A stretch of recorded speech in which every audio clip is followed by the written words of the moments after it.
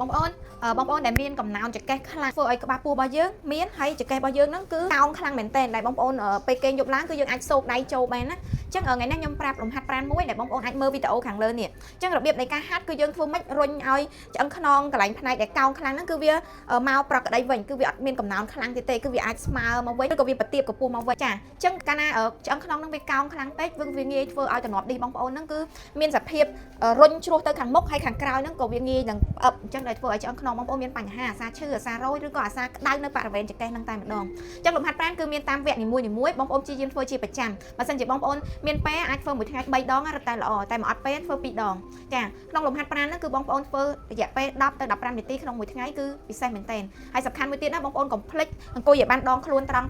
ហើយមានឧបករណ៍ជួយពាក់ទប់ផងកុំឲ្យបងប្អូនព្យាយាមអង្គុយទៅភ្លេចខ្លួនកោងទៅឆ្វេងឬកោងទៅស្ដាំចាចាំបានធីបល្អកុំភ្លេច follow page គីមសានទាំងអស់គ្នាអរគុណសូមណែនាំខ្សែក្រវ៉ាត់តម្រង់ឆ្អឹងខ្នងពីគីមសានរបស់យើងដែលអាចជួយដោះស្រាយបញ្ហាឈឺចង្កេះការពារការវាយឆ្អឹងខ្នងជួយសាច់ដុំអ្នកគាត់មានបញ្ហាស្ពឹកសាច់ដុំជួយពង្រឹងសាច់ដុំចន្លោះឆ្អឹងខ្នងឲ្យមានសុខភាពល្អអរគុណ